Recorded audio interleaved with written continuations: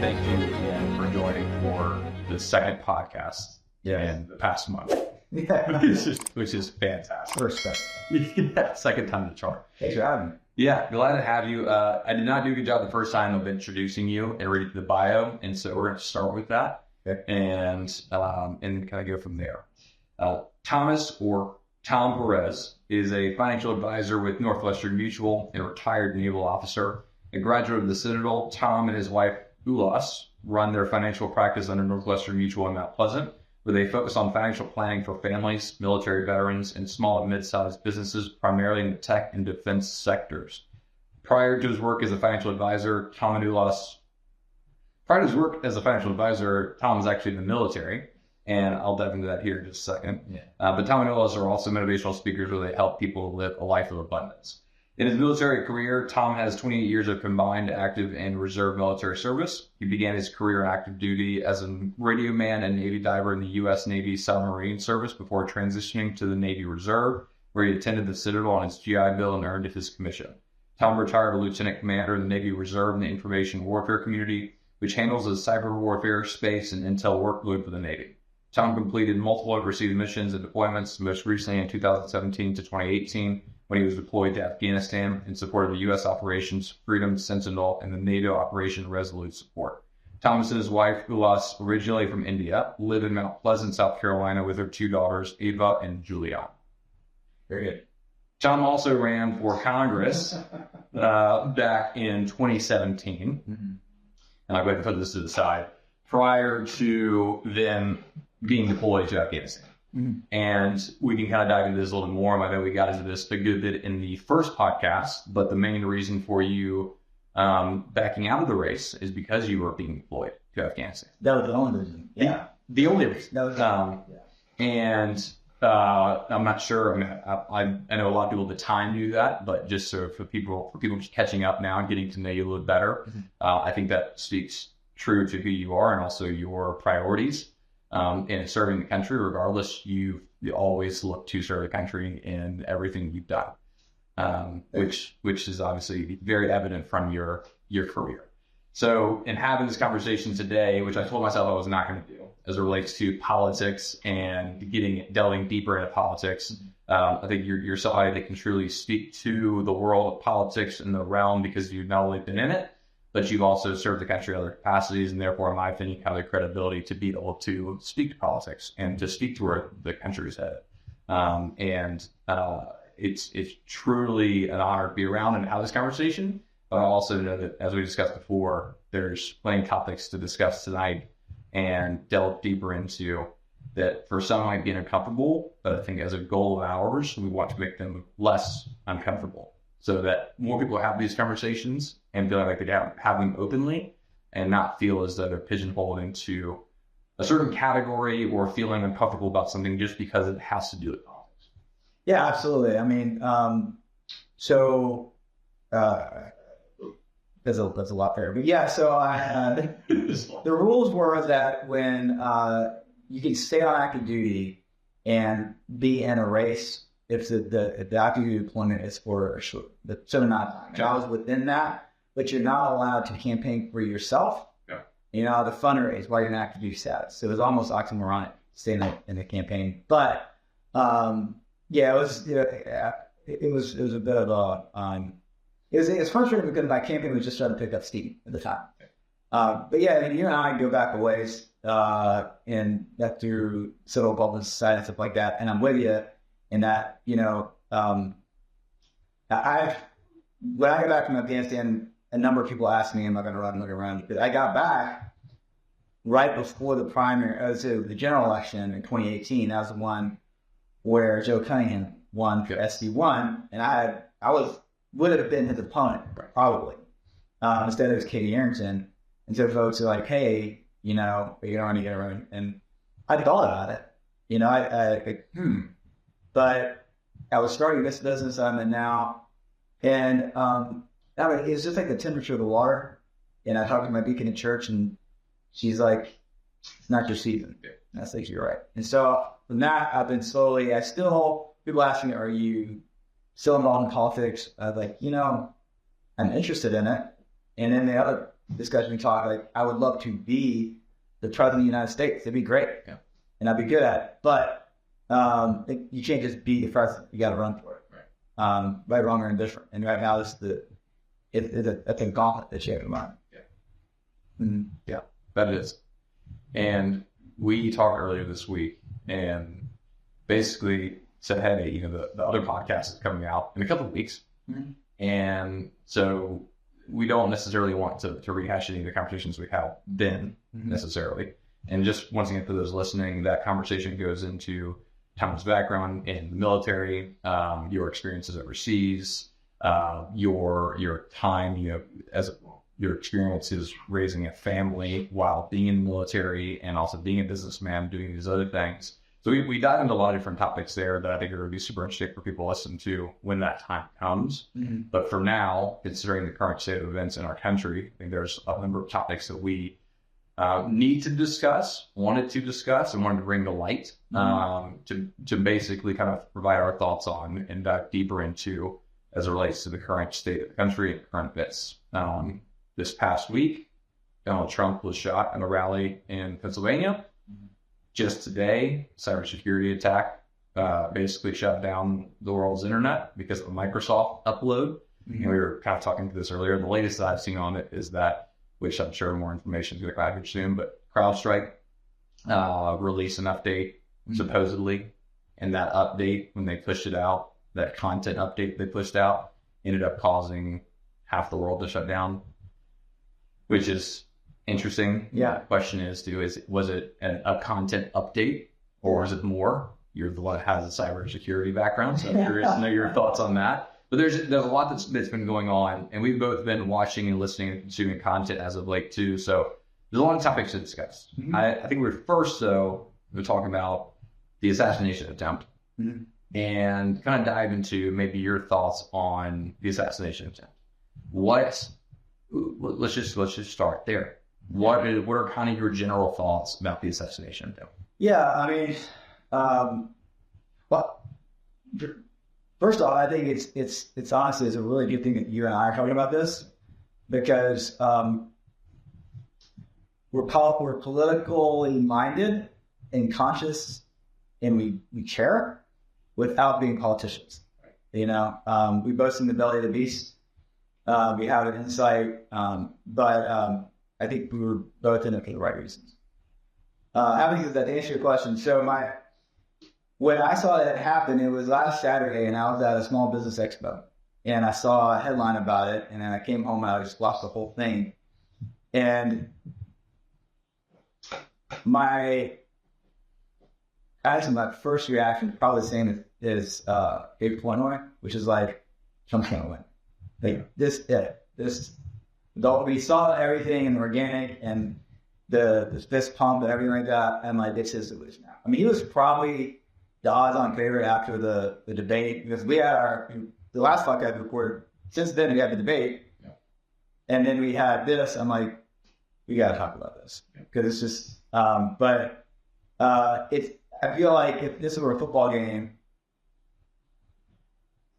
Biden fumbled the football, Trump picks it up, and he's just got open green. It's his to lose. Not even Leon Muddit drop fumble the ball on the 1 yard line, or he can run it in and win. Right. If I were let me back up. I'm starting to dive into the political stuff for a second. So that was my first input. Like, oh my God, this is it. Right. But I honestly wasn't that surprised. And I thought of how ironic it was that the left, that a group of people were worried about Project 2025 and violence from conservatives, but it was actually violence directed at conservatives that we've seen first. And I was actually thankful for many reasons. Thankful that obviously the doctrine didn't get killed. You don't want to see that kind of thing happen. But I'm also hopefully optimistic that he will be changed, be a better person out of this. I mean, when you get shot at, it definitely does change you. Yeah. When you see that, and you're have that kind of impact. I said this before, that when you're in a situation where if you're in Afghanistan in a foxhole, people start shooting at shit, or if you're on a submarine, if you're a periscope depth and you hear the sound of manned battle station, you don't care if the person sitting next to you is Republican or Democrat. You don't care if they're black or white or green, pink or polka dots. You don't care. Race, color, none of that matters. All that matters is that you're both Americans. And when you're in those situations, you're here. Everyone around you wants to kill you, and they don't care if you're Republican or Democrat. It's like the Taliban is gonna, come into your camp and say, "Okay, I'm going to kill only the Democrats." It doesn't work that way. And so you got to take care of each other. And so I'm hoping this will be a cathartic experience. And I'm hoping that that Donald Trump can take this opportunity to do the right thing and grow a little bit more. And that's what I was hoping for out of the debate, honestly, was that I saw, Biden more or less lost the debate versus Trump winning the debate. So I want to see Trump be more presidential and distance himself and show how he can truly be a statesman, which is something that he's suffered at. But thankfully he didn't die. But I did see some mistakes. I'd be polite on the side of the Secret Service, the security detail. I called out, and how did it happen in the first place? Why were he even there? We got really close with the rifle, and now we're seeing after the fact that there were people that saw the guy and called it out, and the policeman went actually up there, and then they had people seen the news. And we were talking about this earlier. Tim Kennedy and Chris Williamson did a podcast this past week too. Something similar to this, right? Where they talked about, the current events, everything going on. And obviously Tim Kennedy has a lot of experience in in special forces, though also has experience legitimately protecting the president. And he kind of gives his breakdown. So for those of you that are listening, in my opinion, that was a really good breakdown of what he saw had gone wrong. He also talked a lot about DEI hires. He talked about the current state of the Secret Service, but he also delved into the Secret Service around the president currently, President Biden, being the A team, and what, frankly, President Trump has being somewhat the B or C team of sorts. Once again, these are all opinions. Right? These are not certainly subjective to a certain degree. But at the end of the day, when you have a building that's 150 yards away, I grew up hunting, right? And a 150-yard shot is a shot, but it's not an impossible shot. It's actually a fairly easy shot. And as was mentioned in that podcast too, just about every teenage individual in Texas that has a gun should be able to make that shot as well. Which is why, if you're thinking about the Secret Service and what they're protecting, once again, not my background, it's not in the space of protecting a president, but you think that a building like that would be covered. And it was, just not the roof. Right. And so to think that law enforcement was that close but not covering the roof is wild to me, and should have never happened. My initial reaction when it all occurred was, wow, a president of the United States just got shot. And it's sad to think that people were wishing death upon this individual. If President Biden dies today and is assassinated today, that is a terrible day for the United States of America. A president of the United States dies, regardless of your opponent. You should not be wishing death upon anybody, regardless of how much you hate or loathe their politics. And I think that's the sad state in which we are in currently. But a president dying is a sad thing, regardless. So, kind of diving deeper into this topic and thinking about the ways in which they went wrong, based off of your military experience. What were some of the things that you saw that kind of caught your eye that maybe you saw as out of place? Right? Not necessarily. We're not talking conspiracies here, and I think you and I are both way too logical to talk to a conspiracy, but just to talk to the nature of what occurred. What do you think maybe occurred that was a bit out of place? Well, the shooter getting not only that close, but from the elevated position. So all the elevated positions. That's when you go to your line. you typically get into your stand, right? Elevated position. Because it's so much easier, yet so much more vantage point. So that was the big one. And that, like, when I was in Afghanistan, one of the things that we had to do is every service member, every uniform wearer had to go to called Guardian Angel training, which is a basic personnel security. And not everyone did it. There were certain battalions over there that's all they did was personal security. And all the hiring officers, the 4-stars, 3-stars, they all had their own PSD with them wherever they went. It was like their own secret service. I volunteered because I thought it'd be fun. So I was like, I'll do it and because my job was managing plans and projects. I was on the camp for the most part. I flew around a lot in helicopters. I went all over the place, but I wanted to walk around. So like, hey, if you volunteer for this, I would escort the contractors to go to the Ministry of Defense, Ministry of Interiors, when they did their advising. Because the mission post 2015 was trained by the Afghans to do it themselves. They eventually turned it over to them. So there are a lot of economists and people of that nature that would go over and teach them how to run a country effectively.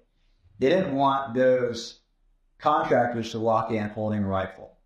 But you needed to, even on the green zone, you had to be armed. So they would send uniform-wearing rifle carriers to basically escort them. So that's my experience of doing personal security. Clearly nothing like the continued under the Guardian President. Having said that, when I would walk out of the camp or walk out of the MOD, the first thing I look at is all the elevated positions. I'm looking like, do I see a rifle up there? And kind of work your way down. It's almost like when you're cleaning a space, you clean the higher elevated space and you work your way down. That's what. So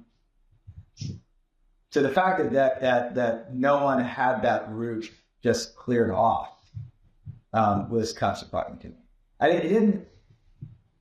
I wasn't as surprised that was outside the security perimeter. That's fine, but then have like a sheriff's officer, somebody up his aides, sit on that route. So that was like, to me, what went wrong. Also, immediately afterwards, and this is kind of go to the whole DEI thing that Tim was talking about. When he stood up and then he was being taken off, he started to do the fist pump thing. I don't fault him for trying to do it. I get what he was trying to do, but they should have been forcefully, we're leaving, and not stand there for a while. And if you saw the screen on the TV, you could see his head right there, and that's a kill shot. So there's another shooter, that could, and this goes to the DEI part. The Secret Circuit agent that was in front of him, the whole idea is to cover him up and take a bullet for him. And that's what they did at first. When he stood to walk away, have you met Trump? You just met a couple of times. Okay, he's a big guy. Yeah. He's like 6'2", 6'3", right? So if he doesn't want to go anywhere, it's going to be hard. You got to move this guy. Right? He's 300 pounds, something like that. And so the person in front of him was a female, 5'5", 5'6", and so she like this. So his face is right in plain sight, and trying to get him off of there. There was some lack of professionalism. In one sense, we want to give them a path. Like, well, how often do they get it? This is the first time it's happened since 1981, Reagan. But they don't get a pass. Because if you mess up, the president gets shot. There's some other things. Like you see, one of the agents was actually behind the group, so they had a cluster of agents on top of the president, former president. He gets up, and there's other one like back there, almost like taking guard behind this other group. I'm not sure if that's what she was actually doing, but that was the optics. Like, oh my God, she's actually hiding behind her principal. Yeah. That's not a good thing. And then there's a whole look like when they're getting in the car, just the fumbling around they just did not look like they knew what they were doing. There's one who's just looking back and forth, and she's picking out, and there's another one who couldn't get her weapon holster, and she cut it out. But just a lot of it did look like it was a beachhead. Now, having said that, you should have the best of the best guarding president. Right. And the former president, as important as he is, if you only have so many resources, you have to put the best resources on the most valuable target, but then you need more resources of the same caliber. And I saw supposedly they've requested additional resources multiple times. Mm-hmm. That's hearsay. I'm not going to speak to that. This is, I think, what a lot of what we try to do too, whether people agree with us or not, is we try not to talk to hearsay. We try to talk to what we see. It's factual. And I think we do a good job of not speaking in absolutes either, right? There's all this other information we might not have at the end of the day. Yeah. But that's, to your point though, there's a part of this where it's like, okay, we've talked about like kind of the female optics of this, but it's not to that point. It doesn't seem like it's male female though, right? Like there are plenty of females that are super well equipped and much more well equipped than much better equipped than men to do this kind of job. But it's more so just a matter of the optics of the situation, right? And then just not looking good overall. And you think that this is the most elite security force on the planet, supposedly. Well, then why are there all these holes that obviously show up during assassination? But it's like, well, how long has this been going on, right? RFK Jr. not getting security until Secret Service protection until just recently, right? So it took the assassination of a former president for RFK Jr. to get Secret Service protection, which is wild, and that's another rabbit hole altogether, considering his familial ties and everything that's been going on or gone on with his family in the past. So there's a lot of gaps there, right? But not to dive too deep into that. I think there's a lot of things, there's a lot of answers that we need as a country to know that, hey, we're actually protecting our most valuable asset as best as possible. Yeah. But to your point a second ago about how many people wanted legitimately, some probably were joking about it. Some of them were serious that they were sad that the president didn't get killed or the former president didn't get killed, which is completely FUBAR. And for those who don't know FUBAR, Google it. Gotta be just G-rated. My kids will watch this. But yeah, so we're at a point now where not just are we rooting for the president to get killed, we're rooting for our fellow Americans to have economic problems, security problems, so we can blame it on the other candidate. Yeah. So the results of a successful president, regardless of the party affiliation, are the same things. They're good economy, strong job market, keep us out of war. We go to war, we win. Those are the things that are evidence of a good president. You've had a good economy, we've been safe, keep us out of war, peace and prosperity, right? We should all want that. And so when Joe Biden was elected, I didn't vote for Joe Biden, but I wanted to see him succeed.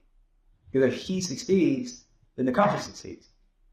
But there are many right now that want to see the country fail just so they can blame on the president. So they want to see a recession. They're hoping for a recession. They're hoping that we go to war. Because so they can say, oh, well, it's his fault. And vice versa. When Trump was in office, they were hoping that we'd go to war with North Korea. So you can blame it on Trump. Oh, it's Trump's fault. And so that's, I would encourage people to, if that's it, I would take a good long hard look in here and think about, okay, well, what do you really want? Yeah. Is it really that important to you that your guy wins, that you can see a recession or depression or a war? Right. I think there's that weird, deep feeling that occurs when you, because I hate to even go here, but wanting other people to fail, right? At the end of the day. And if we're being very frank, we've all wanted somebody else to fail at some point in our lives. And it's not that we, for whatever reason, wanted to think that, for whatever reason, there was this deep, dark, kind of an evil feeling of sorts of like, okay, I really don't want that person to do well. while we try, I think we try our best to want everybody else to succeed and we want everybody else to do well, but just at a very base level, there are certain people that we just really inherently do not want to see succeed. Mm-hmm. Unfortunately, it's half the country right now wants to see President Trump completely fail. Half the country wants to see President Biden completely fail. Mm-hmm. And what that does is completely pins us against each other at a very deep rooted level. So I don't really know how we get over that, right? I think, it's a matter of looking deep into yourself and maturing, right? I think it's a matter of maturing as a country, right? To a certain degree, but how do we get away from those emotions and those feelings and think more logically about this at the end of the day and think about the future of this country and actually care about the country? And it seems as though not many people, I say, especially in like younger generations, really understand what is going to occur when we wish these evil things upon somebody else, right? We don't really understand the outcome. We haven't seen it yet. We've been blessed beyond belief to grow up in a country that has had very few issues, right, in comparison to the rest of the world. But now that all this is starting to kind of happen at once, there's a lot of things starting to occur. And the question is, does it get better from here or does it get worse from here? And I think it's really dependent upon how we as a society decide to progress into the next year, next few years, et cetera. I know there's a deeper, darker thing there going on that I think we're not really discussing, right? It's this desire for somebody to fail, right? Yeah. And it just goes to like the base, like competition level, like a high school sport, or like when you're playing baseball growing up, you want to destroy your competition. But now it's like people can't even get away from like Trump. It's like Trump or Biden. It's the competition. Mm-hmm. Not even thinking outside the box. They're not thinking even one options. Yeah. And so once again, now kind of going down our rabbit hole here, or kind of talking off, to the side, but it seems to me as though it's a lot darker than just few presidential candidates. It is. I wish I could remember who was saying this on a podcast. On the podcast, so I can't remember all the podcasts. There's a lot of them. But he was talking about the difference between jealousy and envy. Yeah. And where he said jealousy is where you're rooting for someone else to fail. You want this person to lose what they have, so you don't like them. Where envy is like, I want to be like this person. I want to achieve. It's almost like I want what this person has. So I'm going to work hard to get it. To me, because I like kind of the biblical definition of envy. So I would, this might be splitting here, but I'm more like, okay, jealousy would be more or less the same thing in versus inspiration. I see David Goggins go out there and do something killer, workout. Like, I want to be like that. I'm going to go work out like that guy so I can be like that. Versus I want to see David Goggins get hit by an 18-wheeler, But there's plenty of seats at the table for everyone. In order for you or me to succeed, we don't need someone else to fail. Right. And that is an unfortunate narrative that we keep seeing, that whether it's these rights or that rights, but in order for this group to succeed, someone else had to give something up. It's just not true. Right. You can just look to what a group is doing. You see this with we see the wealthy pay a low tax rate. I remember which election was Mitt Romney in 2012, and he loses his tax returns. And he's an investment banker. He's been very successful, and he paid about a 13% tax rate. Now, he paid more taxes in that year than you and I will ever make in our life, probably. Maybe not. You're open.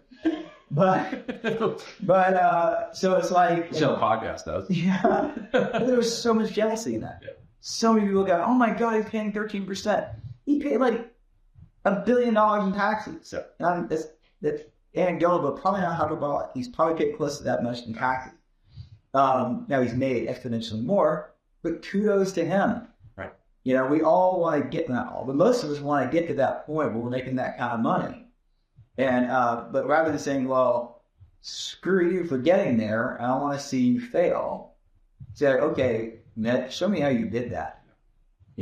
Show me what you did. Oh, you paid yourself in stock. Stop at a capital gain. I see what happens. You don't pay yourself income. Now, most of these CEOs, their salaries are $1. Right. They pay themselves in company stock. It's not that hard. Right. So, those. So the whole jealousy of They might have to plan their hand camera. Yeah, but there's a whole jealousy of anything too, Richard. We go back to that there's a deep rooted evil in each one of us that we ultimately have to overcome. But that is showing at the most macro levels. Because both our politicians and the media reflect it and feed off of it. So it's like light imitating art. It's the media will and our politicians reflect society.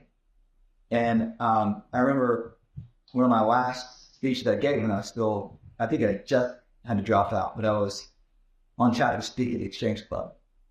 I didn't want to end up, and I told them I had to drop out and go to Afghanistan. And they said, well, you're still on task. You want to speak? Like, yeah. So, and I gave my speech, and somebody asked me if I thought that the divisiveness, and this was in 2017, right? It's several years ago. The divisiveness, it was Washington, D.C. as divided as it seems to be. And I don't know if I gave the answer a great answer at the time, but the truth is, yes, it is. But that's because so are we. And at the end of the day, these politicians, they want to get reelected. They care about job security. So they're going to play to us. And not just us, the voters. And I emphasize voters because only about, in a good election year, 55% maybe of eligible voters will vote. And so they're like, okay, you've been in a campaign. You look at voter logs and you look at donation logs and there's all this data that feeds into your campaign. You say, okay, who typically donates, who typically votes, segment those. So they're not even looking at the people who don't vote. Right. They look at who votes and what do they care about, what resonates with them, and that's who they're speaking to. And so that group of people who get them elected is like screw the left or screw the right. Then that's what they're going to be like. And we were warned about, we were kind of getting away from the Trump assassination side of things, which I'm frankly kind of happy about because I've been seeing way too much about it, and that we're kind of, it's very unfortunate. But I'll come bring that back up in a minute. But we were warned about the two-party system very early on, and Washington. Correct. The earliest. That's pretty as soon as the country began. Right? So we were warned against a two-party system super early on, and I think that there's a bit of a harbinger of sorts, right? We're seeing it now, right? We're seeing the results of that warning. We're seeing the results of the two-party system on this country and the division that it's caused. And so personally, I've tried my best. I grew up in a very conservative Republican household. Not that there's anything wrong with that, but personally, I didn't get anything from the left. I didn't get anything from the middle. I didn't get any kind of other information. It's just what I grew up around. Yeah. And so for me, it's been a journey of trying to find the other information so I can make the best decisions for myself.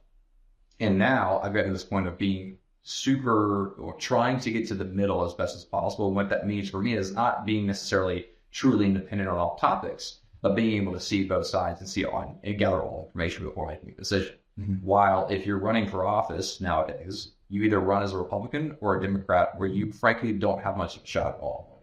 Mm-hmm. And I think that's also, personally, I think it's a very sad place to progressively be the country where you miss out on a good candidate. And a good individual that could make a huge impact and have a huge impact, but they might be slightly more moderate than the party wants them to be. And so they don't get the resources they need in order to win. Mm-hmm. So I think that brings us to another topic altogether, another conversation, but it's not to say that Trump's policies are super this or super that, just the conversation to have, right? Mm-hmm. Around bringing more high quality Americans back into the fold that are not attacked for, being who they are. And actually, have a desire to run it to serve this country at the highest of levels. Mm-hmm. But we're seeing a lot of those people, especially if you talk about back to the Secret Service, we're seeing a lot of those people that maybe don't want to be a police officer anymore. They don't want to be a firefighter. They don't want to do certain things because they feel as though either they're being underpaid or there's politics involved in it. But at the end of the day, there's certain decisions being made on the DEI front that are keeping certain people from wanting to be involved, right? So there's a deeper conversation there altogether. But I just think we've got to get back to a place in our country where we speak more to the facts and the logic instead of to the handpicking of individuals based off of their background. Yeah. Right? There's a nepotism there. There's also a cultural thing there. There's a lot going on, but it's got to get more. We have to get back to being more logical about these decisions. So. Yeah, and it was natural for our society to break into factions. You know, the 10th Federalist letter talks about factions and as a defense for having a constitution and having a government.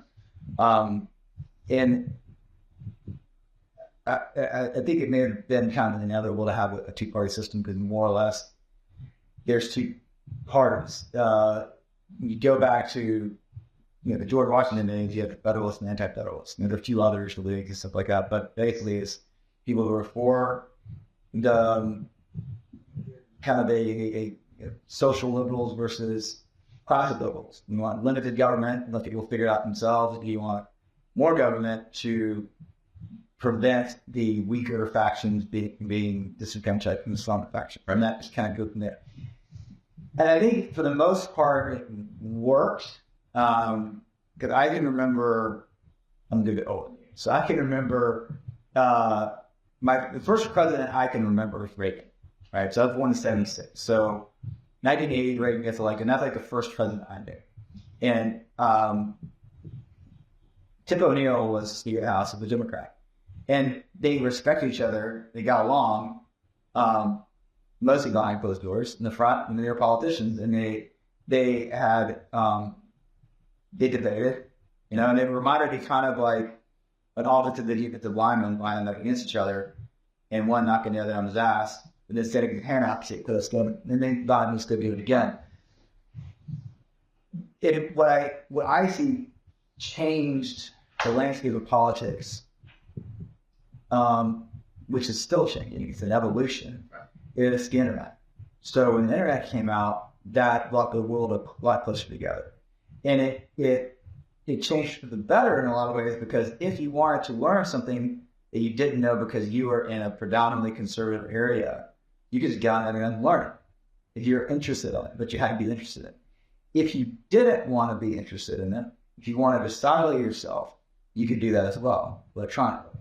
So before the internet, if you were a liberal thinker, and I don't want to get to the definition of liberal intersecting. I just thought of something good. We'll put a pin on that. So if you are on the left-hand side of the aisle, but you live in a predominantly conservative area, right, you more or less had, if you wanted to have friends, you had no choice but to get out and talk to the people in your neighborhood, in your town, in your area who are conservative and listen to them and exchange viewpoints. Otherwise, you're just going to live by yourself and be miserable.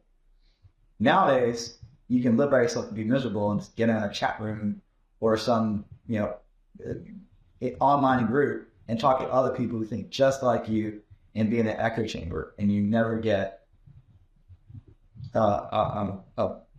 exposed to other ideas that can challenge what you say, unless the intention of God seek it. Right. Then, of course, it was news media that has also gotten sideways. But they bought from casting a wide net, trying to just tell the news. Ron Burgundy style. Ron Burgundy, he makes fun of or emulates like the old 1980s newsmen, like Tom Brokaw, Peter Jennings, who when they would report the news, you had no idea what they thought. There's no opinion in it. They were so almost robotic. Anyway, and the whole idea of I'm reading the teleprompter, you put it in there, I'll just read it. I mean, I don't know if there's people like that, but whenever one of those guys was on the Johnny Carson show, people tuned in because they wanted to see what these guys were actually like as human beings, because they were like robots reading the news. And he knew that Dan Earl had to get sense of humor. Yeah. But fast forward into the 90s, and the coming out party of CNN, which was around the 80s, but no one watched it until it was Gulf War. And you could come home from school and stuff and watch the war in real time. It was great. But then they had to be all fill a news day. And eventually like mushrooms, all these different news networks that pop up, Fox News, CNBC, and SNBC.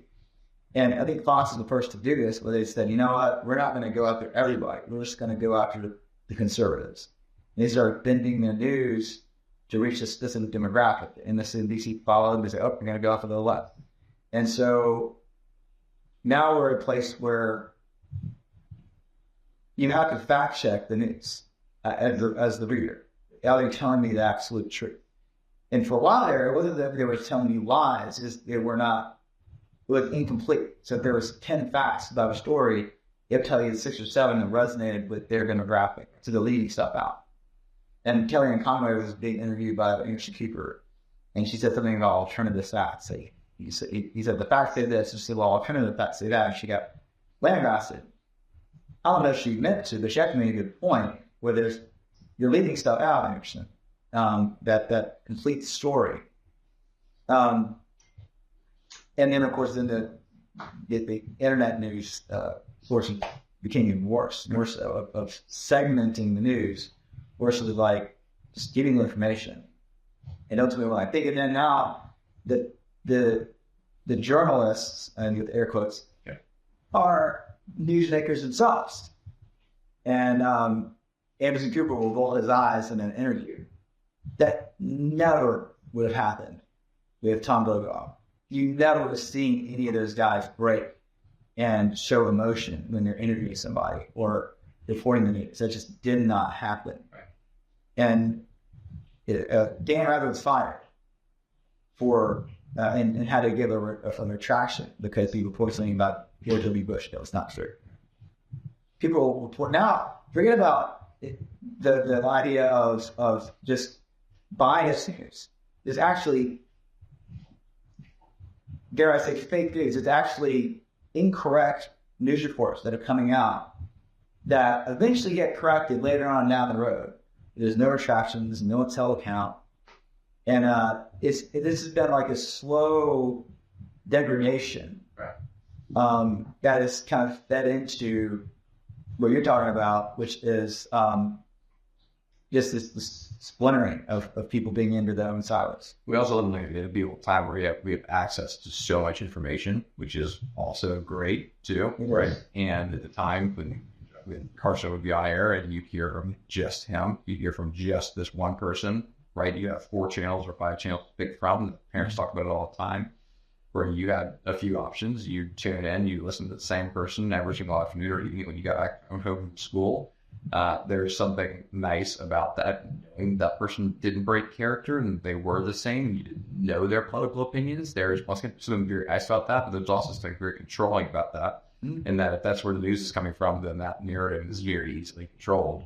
Now it's splintered into all these different narratives, but it also makes it very difficult for people to understand what to listen to and figure out what's true and what's not, what's real and what's not at the end of the day.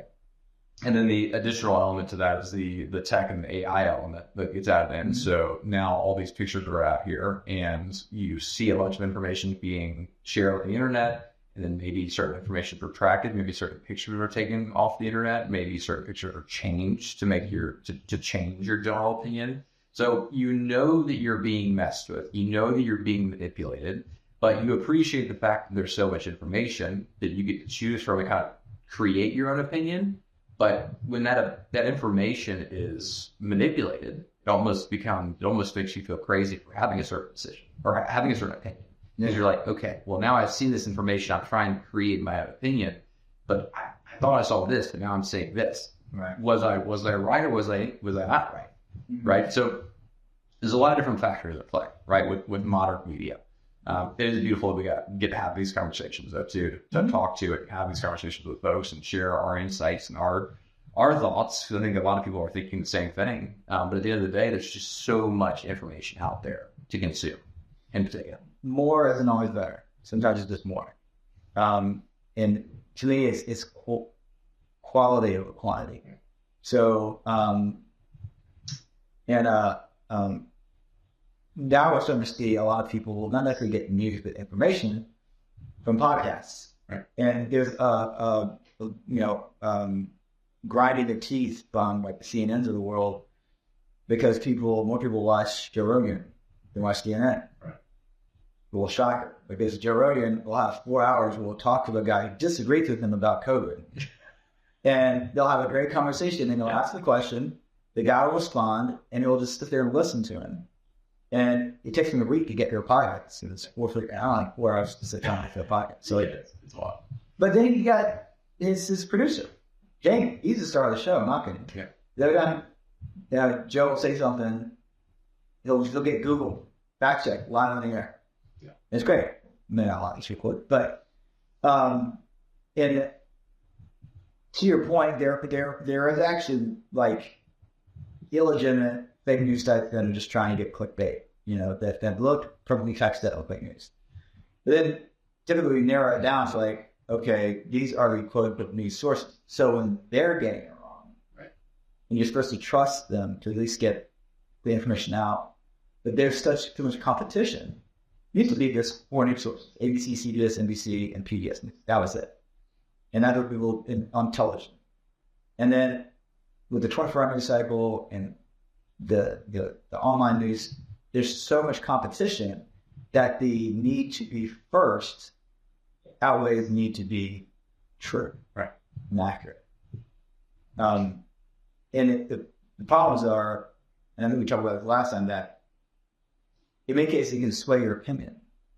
Like I thought for a year that 5 police officers were killed on January 6th. And I was pissed off enough that my fellow Republicans who believe in law and order did something like that. Now, if I had the 5 police officers were killed because of that blue, I was incensed. And it took me about a year and a half to one day I heard an interview saying, no, that's not true. It's not. I had to look it up. I'm Googling it. I had to figure out how to fact check the news. Like, no, they didn't die in January 6th. Did I die in January 6th? Right. Like, they weren't killed by protesters. And I was like, huh. So it creates doubt in me. I was quick. So if that was incorrect, what else is incorrect? And it's like, and I'm talking about conservative talking points, but I don't watch Fox News either. Because I don't want someone to tell me what they think I want to hear just because I'm on the right side of the issue. Right? Not being correct, but right. Yeah. Right. Just because someone tells you what you want to hear doesn't make it true. Right. And I personally get insulted sometimes. And because just tell me the truth and let me figure it out. So what happens when somebody tells you, I'm not supporting your candidate, and because I don't like them for X, Y, and Z reason? What does that emotionally evoke in you? What is that response typically? It's a good question. You get this. Probably usually curiosity. And I guess it probably depends on how they ask it or how they say it. Like if we're in a conversation like this and we're just talking and it's like, well, I support Joe Biden. Okay. Why? Well, because I'm for this thing, how that. Okay. And we just start talking about the issues. Where you fall on the issue. Right. Generally speaking, there's 3 or 4 reasons why someone votes for someone. One is like a resume candidate. Like I like your resume, their experience, knowledge, skills, and abilities. Okay. Another is like the one issue voter. Right. I'm really strong on gun control. I'm really strong on abortion. This is the one who has done the best with that issue and super cool about that. Right.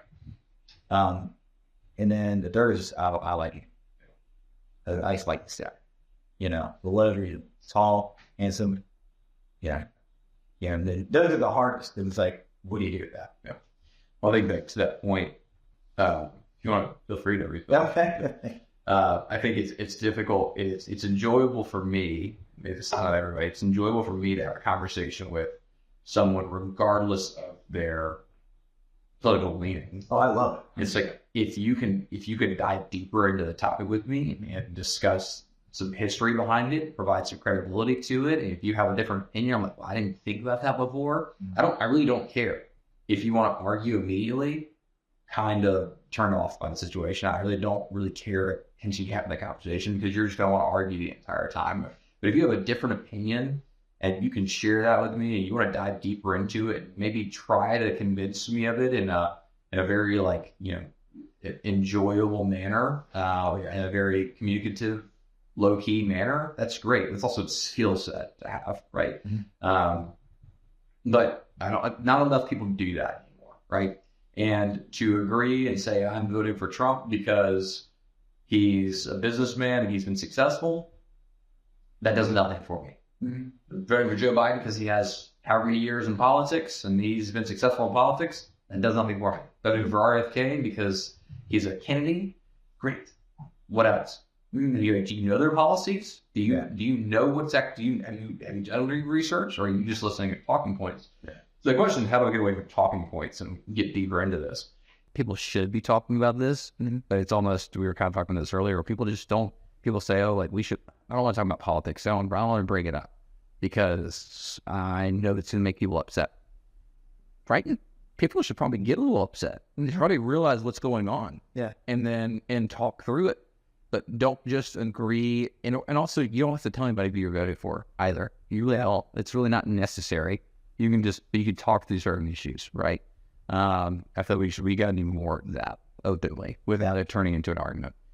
And I digress. Well, that's what we grow. That's what we grow as people. To be challenged. It's just like working out. Yeah. You get stronger because you go in the gym and the lifting the weights or running or whatever and straining yourself, pushing for the pillar of pain. That's how you become stronger physically. It's also how you become stronger intellectually and mentally. And even if it just tests you on how to defend your own point. Ideally, you're going to go to the conversation open-minded, willing to listen to hear what they have to say. Very rarely does anyone ever have their minds changed from the Facebook post. Right. Maybe from conversation, have a conversation with somebody. But even if maybe your mind isn't changed, but maybe it's forced you to think more about your own viewpoint, and it exercises your own ability to defend your position. Right. Hopefully in a polite, halfway way. Right. Hopefully. Tact. People need tact. That makes sense. That's the word. So I've been thinking a lot lately about kind of my thought process about what the next couple of years looks like for our country. I go back 2 years from today. I think, where did I see ourselves at this point? What did I see happening? And I think for me personally, I was like, well, when Trump does inevitably, well, he's obviously right, when he does inevitably go into these debates with, Biden, and we start to get closer to the actual election in November, what's going to happen, right? What's going to happen to our country? And I think a couple of years ago, I would have said, and I still stand true to this, that things were going to get a bit wild around this time. I don't really know what I thought at the time. I just knew that it might be a little more tumultuous. Things might get a little more crazy. I didn't really think that we would see in broad daylight an assassination attempt. But now that it's occurred, I'm like, they're going to throw everything at it, right? They being, I don't know who they is, right? But I say they, just kind of considering the opposite group that does not want Trump to be in office. Biden's health is obviously on the decline. Everybody can see that. He's now talking about potentially stepping down as of the past couple of days, having conversations with Obama. There's a lot of things occurring on that front. But I think for me, what I thought a couple of years ago is that this time would be super tumultuous. We'd see, potential behind the scenes assassination attempts, which, plenty of people want to kill Trump, plenty of people want to kill Biden. But now that we're seeing come to fruition, what do you think the next few months look like? Since, let's see, last week, assassination attempt. Today, half the internet is shut down. Well, Microsoft is having issues. Right. Tens of thousands of planes are grounded. Things keep occurring. So what happens as we get closer to the election? To your point, long-winded question, by the way. But. Yeah, I feel the long-winded question. I'm just thinking of the irony that we were talking about. I remind of a conversation I had with my neighbor who lived around the corner when Obama was elected. And he thought that Obama was going to get assassinated by some racist person, whatever. He's like, he's going to get assassinated. Somebody that killed him. To find out, it never even, happened. So 2 years ago, I still believe that 5 police officers got killed in Denver States. Like, there's no input for Trump. There's just no way. And I was looking for a third-party candidate. That's what I was looking at RFK. And so it's dotting in. So fast forward, I learned that that wasn't true. I'm glad on multiple fronts that Trump wasn't killed, because if he would have been killed, then somebody would have retaliated. And it would have been, Tupac and Biggie situation on the float of a farm. But because he's not killed, he can hopefully, hey, everybody, settle down. Let's be bigger people and don't do this. We know that there's people in the Trump camp who will do something like that. Let's be honest about that. And that's what we don't make. Just to elaborate. When you say do something like that, Try to show President Biden. I know people who that wouldn't put that past. Let me say I'm that people who are like that. That they don't said, "Hey, Tom, I'm going to be President Biden." These people are like they're just radical people, radical enough that I basically, So for that reason, and I will teach in rise to the occasion to tamp it down. It seems like it kind of is.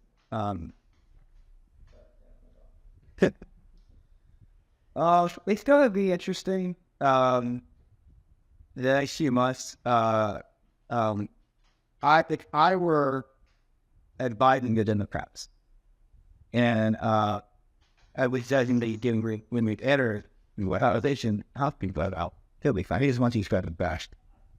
Like those been bashing.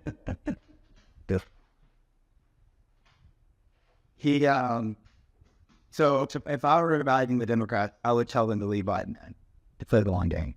I wouldn't pull Biden because, like we talked about at the beginning of this conversation, I think he's a chance to lose. He's running down the sideline with nothing but green in front of him. If he loses, let him lose on his own. Do you really want to put a future president, somebody like a really good candidate, who's a really strong Democrat candidate, in the race and have him get beat?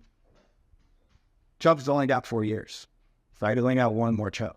So worst case scenario, let Biden jump on the sword and run your candidate in 2028. And I'm thinking as a political operative here. I'm thinking as a campaign manager. Like, this is what I would tell you, Mark. So when I think that happen, I'll be hopefully optimistic and say that Trump will rise to the occasion, that he'll recognize that he's got this race in the bag, that he'll be more presidential, that he'll grow from this experience, that he'll get elected in November, and we'll have 4 years president. So that's what I think is going to happen. I think there's going to be a good amount of people that are going to vote for RFK. Unfortunately, not enough. And I think Democrats will probably vote for RFK, which will split the vote, and he'll do a loss of effects. Biden, which is going to hurt Biden even more. But I think even if RFK will drop out and Biden's fully, there's a lot of independents looking for that third party right now and think RFK he is that candidate. The thing I like about RFK is his character. And so I don't agree with RFK on a number of policies, but you don't know what's going to happen 9 months, a year after the election. Right? I think January 20th, 2001, no one knew 9 months later that we would have people fly a plane into the tower, the Twin Towers. And there you have it. And I've met a number of people whose names I will leave out. They would say, there's one individual, I'll quote, a political socialite in Charleston. We're having drinks a couple of years ago. And she says, I don't care if you have a nice family and you're a good family man, I don't care about your character. I just care if you're going to vote, do the thing that I want you to do, where you file my issues. And I thought that was so FUBAR, right? Once again, go look up FUBAR. Because you have children, but everybody else. Yeah. Because how do you know this person's going to do what they say they're going to do if they don't have character? Yeah. How do you know they're not just telling you what you want to hear? So they'll get your vote or your donation. So, and more often, bigger issue is some terrorists fly a plane into a building. How do you know that this person's going to have the character to say the right things, to communicate to the people, to reassure the American people, and to have the right course of action? If you don't know what you don't know, you don't know what's going to happen. Right. So, and And to me, character matters, and character should matter to a lot of people. And for me, that is what has held me back from being like on Trump. Because Trump is like these concentric circles. Just on the inner circle of Trump are like the diehard, the people who show up to the rallies and wear the MAGA hats, and he can change his mind day to day, and they're still going to agree with whatever he says. Yeah. Then there's the outer circle, which is the people who aren't necessarily Trump people, but are diehard GOP. They realize that he said this, so they get behind it because he's that guy. And then there's a third group that I think you and I fall into that are like, don't want him to be better because we agree with him on many of the issues, but he just doesn't have a character, and he's not the statesman that we're looking for. And it's like, I don't know, we're kind of on that fringe. We felt very much so fringe of a lot of this. Yeah. Anymore. Yeah. And it's just because it's like, I don't align my political beliefs do not fall in line with just supporting one person, right? Like, I'm not like a one person sort of follow. I don't follow just one person. I also might just have the issues of authority in general, which might be what it is. But it's like, if you tell me I have to be a diehard this or a diehard that, you're putting me into, you're basically backing me to a corner and telling me how I feel and what to believe. And if you're not a fan of that. Well, I would say when it comes to voting, I'll vote person in the party. Now, I'm not going to vote for some distant Republican, right? I voted for Democrats. Clinton has in the past. And so, but having said that, I see what you're saying, that I also want to sit here and say you need to agree with everything this person says, or you're a Ryan or a caught. Which, by the way, I think that word should be stricken from every conservative comment. I hate that. Yeah, it's like if you're gonna look out every little thing, you're then a rhino.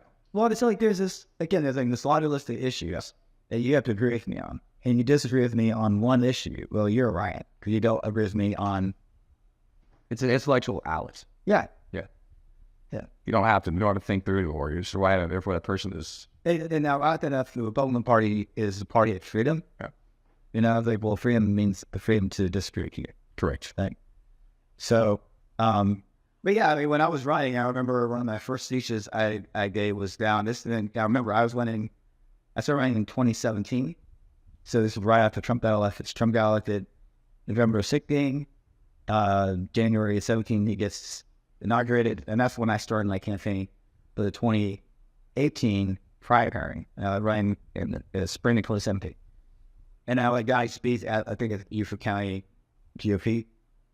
And I'm sitting in the back, and I'm meeting people while they're doing all their stuff, they're ready to go on and talk. And this guy comes and he corners me and he's asking me all these questions. You're really interested? And then I'm talking to this guy, and one of his questions is, are you a Trump fan?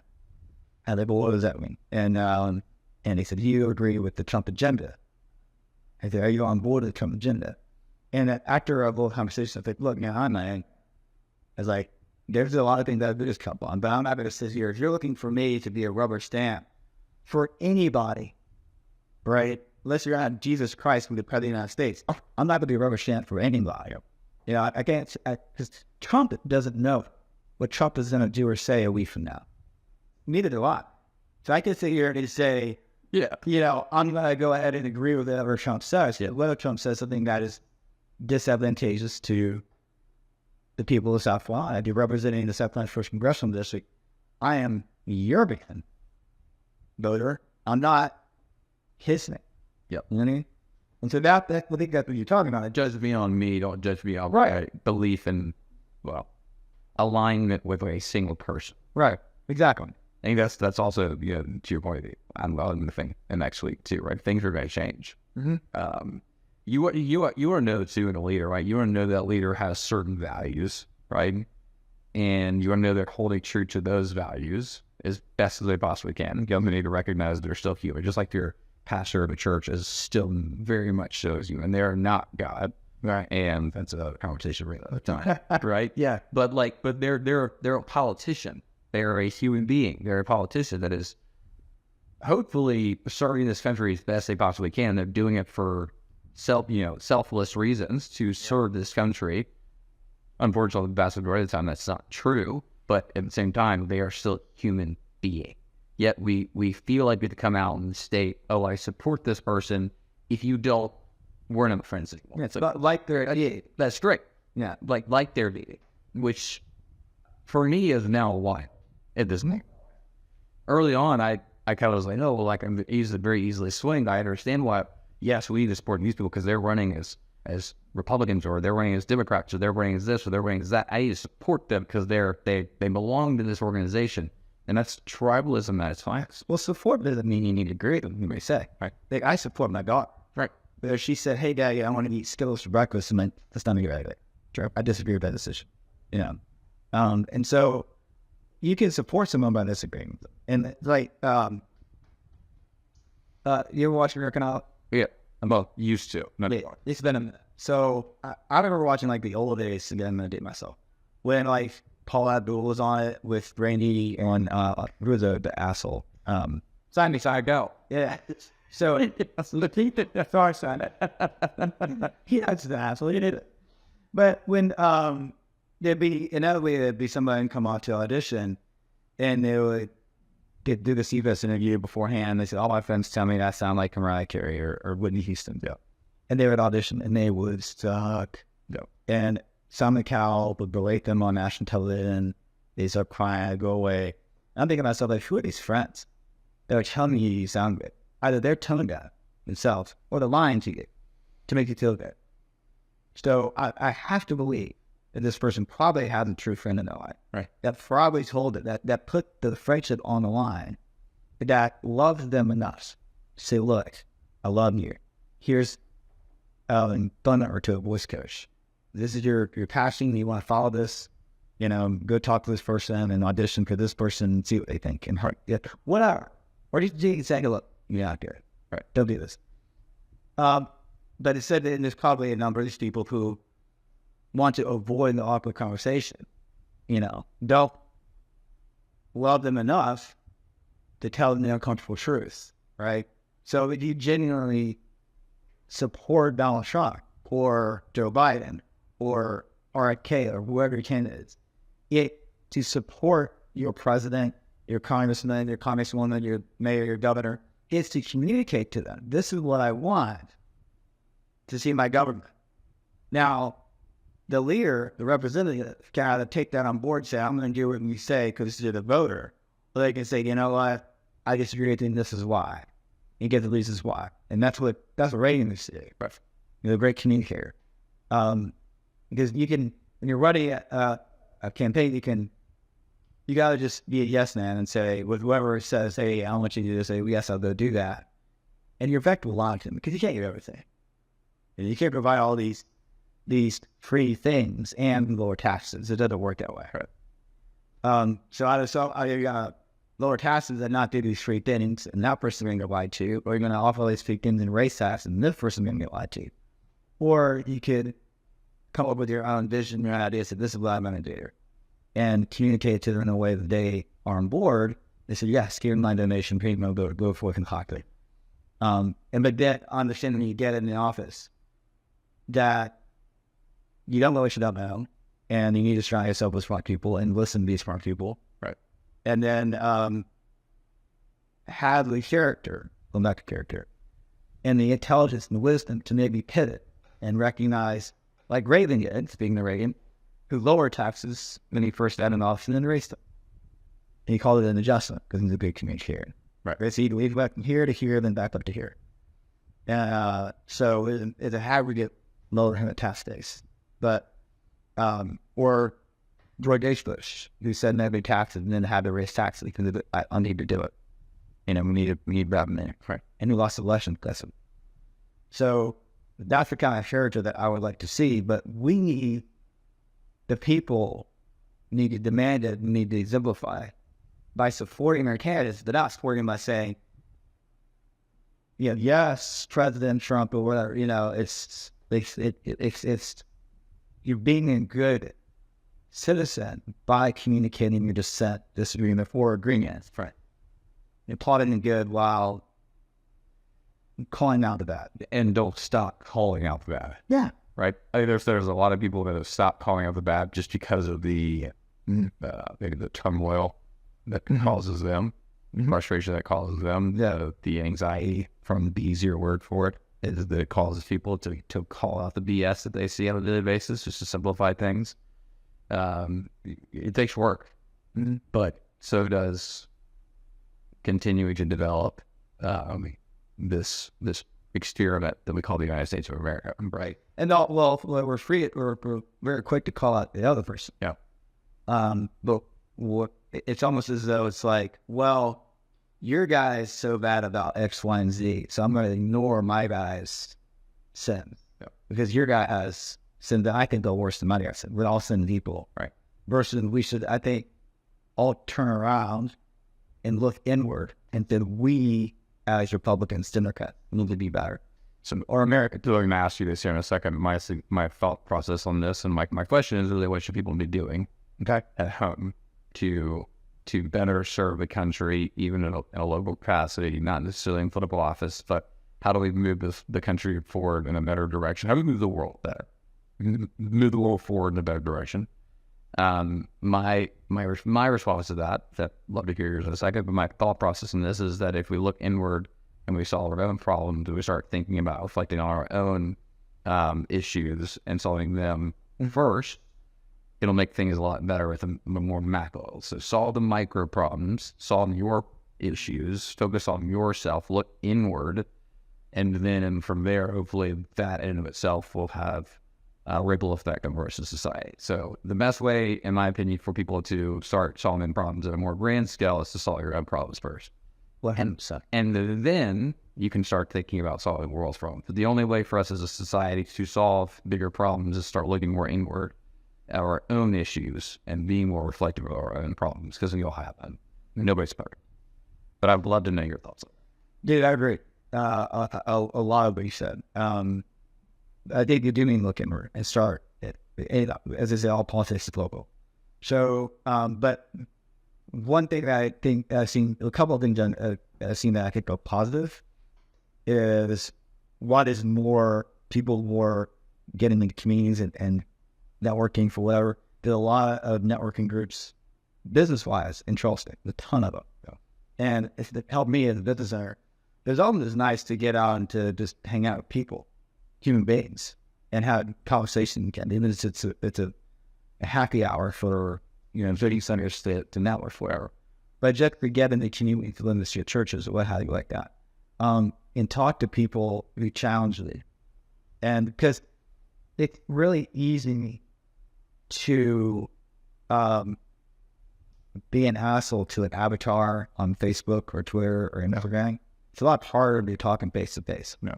So it's really easy to get angry and get in some political debate online because you don't have to look this person in the eye. Versus if you're sitting and talking to somebody, then you're much less likely to be so abrasive. Right. The other thing I've seen that's been positive as a Christian, that I've seen, it's almost like been like a second great awakening. I'm seeing a lot more resurgence of spirituality, Christianity. Chris Williamson had a podcast the other day about it. He's talking about that. And that is then... there's a huge awakening. Yes. Yeah, huge. It is. And especially in younger people. I think that has come from... I think a point of hopelessness. People have kind of bottomed out as a society. It's like, okay, all these things that we thought were going to bring us contentment and joy, they've given us momentary pleasures, but not true joy, happiness, and contentment. And so and I see a lot of people, it happened to me. You reach to a bottom out point and there's nowhere else to reach but up. And there's always someone there reaching out for you. And we can do a whole podcast on this, but there's this great book called Parenting by the Book. It's not out of parent according to the bio, and it's just focusing on parenting. But he talks about this history, and goes back to the '60s, which was kind of hippie movement, and the free love society, and that's when sex became recreational. Right. If you go back and you watch old episodes of like the Dick Van Dyke Show, you're a chance, brilliant. I mean, classic comedy, easy so funny. but his wife was played by Maritime Moore. And in the show, when they played the husband and wife. In their bedroom, they had twin beds. Because in that time, and I'm not sure that it's because they really weren't married, they just played married, they didn't want to show two a man and woman sharing a bed on television. Or maybe if it was somebody, because of the conservative nature, they didn't want to show that. And that's the extreme. But we went from that until just 10 years later, in the 1960s, where porn became illustrating. Yeah. And again, I don't want to go down a rabbit hole about that. But the point I guess I'm bringing up is there's been this degradation of society over years that I feel have reached a trough and started to come out. To that is positive to still.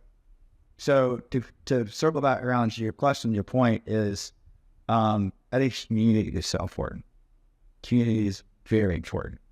And again, if we, the people of America, I'm not talking about we Republicans or we Democrats, we, the people of America, want better, we have to be better as a people. So we have to, again, looking inward, how do I become a better husband, father, business owner, pet owner? Like, how do I be better as a person? And then we have to demand better. And if we demand better, guess what? We'll get it. Because the politicians, the media, whoever it is, all these people we listen about for the past hour, they're going to talk to that. An hour 17, right? There you go. So about hour 17 minutes of bitch about all these things, the media, the politicians, they will respond in kind. Because they are for-profit businesses, and they want our vote, they want our donations, they want our viewership, they want butts and seats, whatever it is. And but we have to be better and demand better. Right.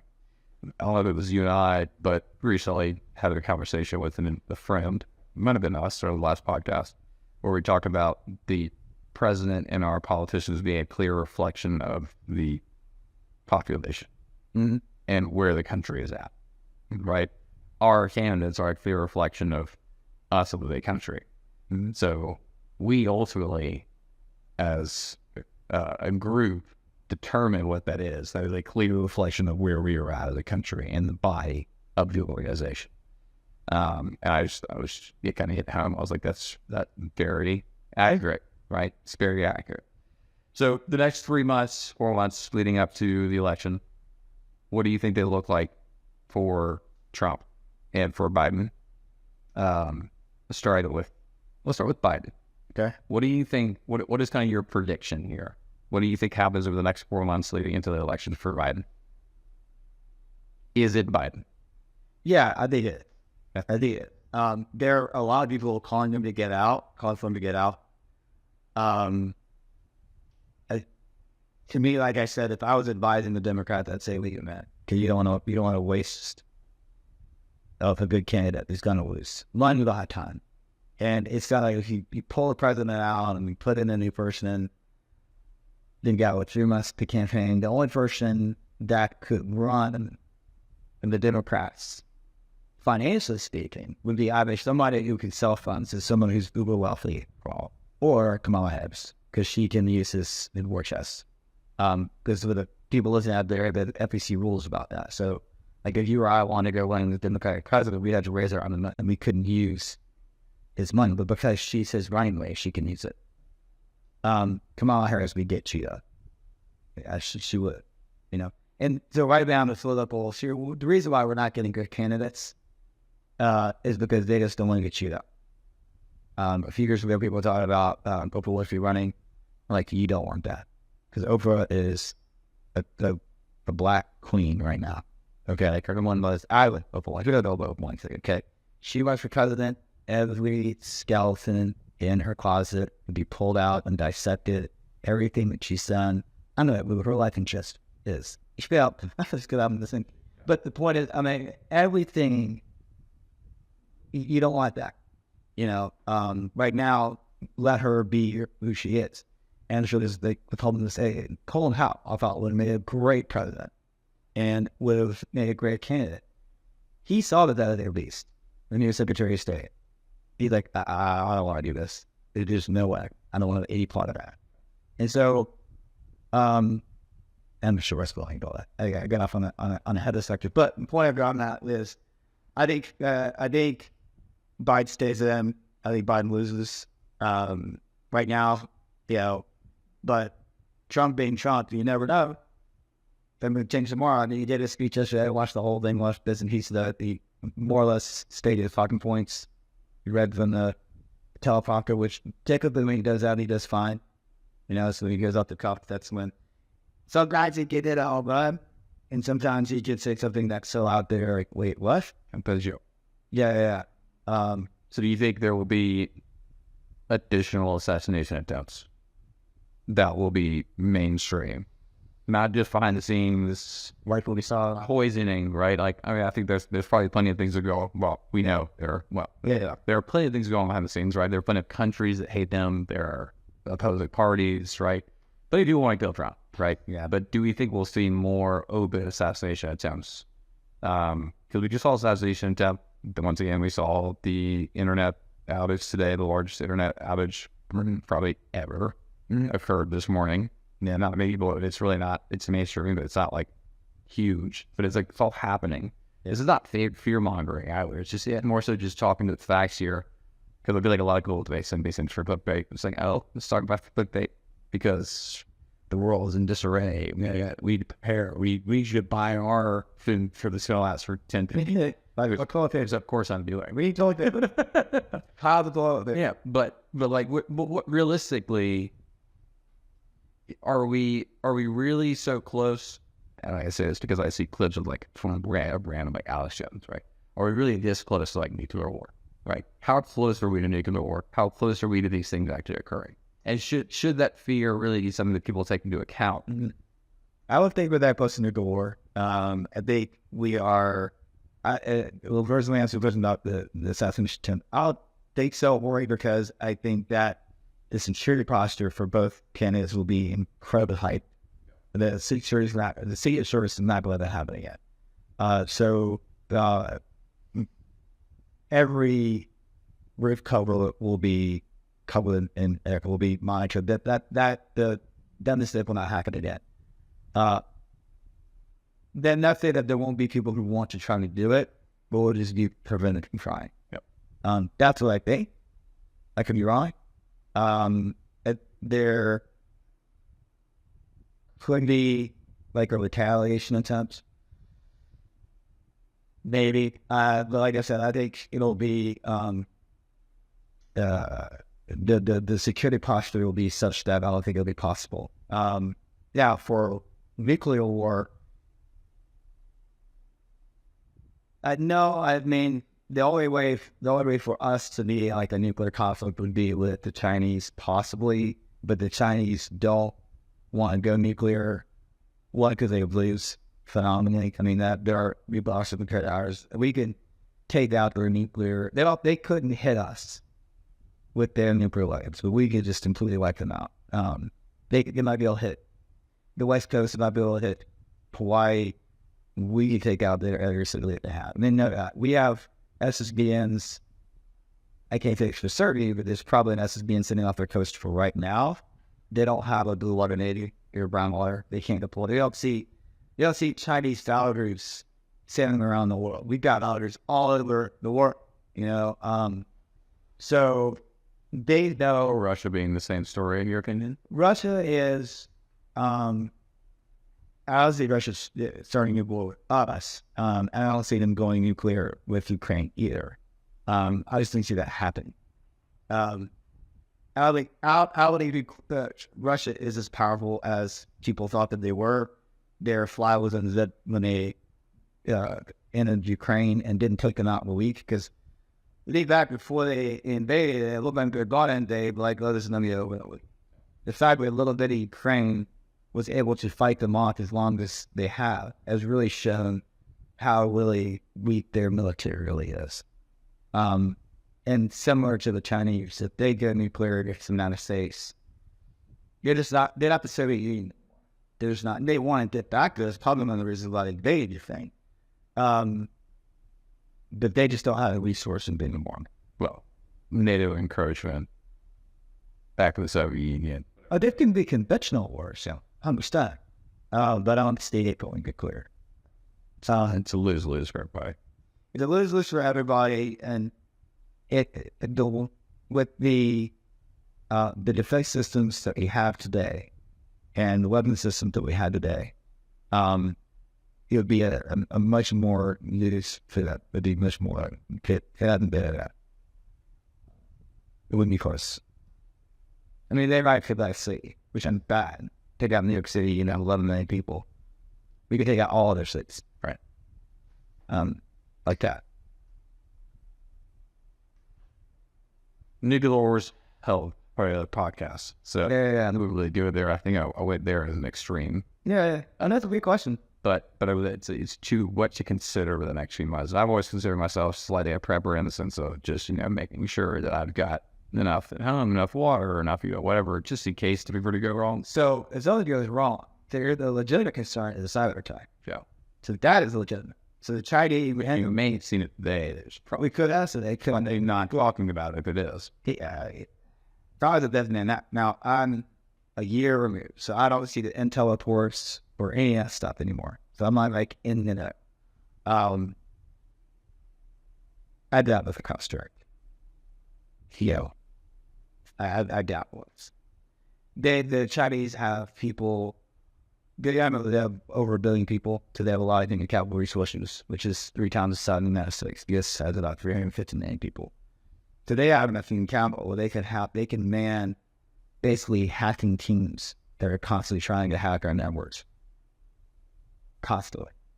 I think we talked about it in the last podcast that Korean 10th Fleet, the U.S. Cyber Fleet, said that she goes into, this is several years ago, so a couple of hours ago, she said she goes into war every day.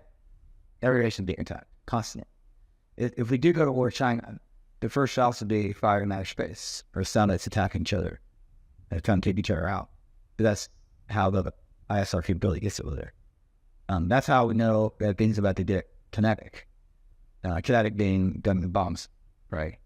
It's supposed to be the non-kinetic effects, which are EW attacks, electronic warfare, things of that nature, try to take out the ISR capability. So then we can send in just off playing that can go on it. All right. So where people view warfare as conventional only, right? And that's the vast majority. Majority of the population sees warfare as conventional only. But hybrid warfare has been going on forever. Mm-hmm. Well, you can't. Today should tell everybody a story about how devastating a cyber attack could be, right? On our banking infrastructure, on our electrical grid. And we've talked about that before, about electrical grid. I mean, I called to buy data earlier I needed a list to send to a client. And they were like, our systems are down. So you're going to call on Monday. I'm like, well, the client needed this today. Doesn't matter. Yeah. Okay. Sounds good. I literally can't buy the data. You tell the client, I can't buy the data that you need for this project. Mm-hmm. Yeah, that's what you can't do it. Yeah, isn't this? But it literally shuts down your work. Yeah. So, but or little. Mm-hmm. Anything else like current this front? That covers the money books loss. I'm just happy. Yeah, I mean that to me, I was telling you before we started that when we first saw the debate, and then this effort to take, I was like, I think you and I are good people that need to kind of talk about this kind of stuff. In the same mind, because this thing is so insane. I think a key takeaway, hopefully from this conversation is that there are a lot of people that are in our shoes that are along the same thinking and are digging for the truth constantly, or constantly, looking for and trying to find truth in all of this. And it's a good thing to ask the questions. It's a good thing to keep probing. You don't have to perfectly align with a certain party. You don't have to align perfectly with a certain person to feel accepted, even though it's easy to do that, to once again, to tribalize. But, continue to strengthen your beliefs by asking questions and getting around people like yourself to ask these questions, have these conversations. Because it's nice to to be able to ask these questions to get your perspective to kind of verify what I'm thinking and going through personally. But I think for a lot of people that are trying to verify their thinking right now and try to figure out, okay, and validate that what they're thinking is actually okay, right? And trying to better understand what's going on. Or maybe it's not okay. Or maybe it's not okay. And that's not good too. But now you can, that's how you can improve and get better. Right. Yeah. So maybe you should do another way the Democrat. And so to that point, that's got for a follow-up. That is the plan, right? Is to keep getting different people from various backgrounds to continue to get different opinions. I know you don't want to talk politics anymore, but you know what, Darius, it is inevitable. Oh, what Mark Twain say about wishing that? Oh, very good. Well, I appreciate your time tonight. I'm sure we'll do another one, but this is looking forward to a great show. Thanks so much.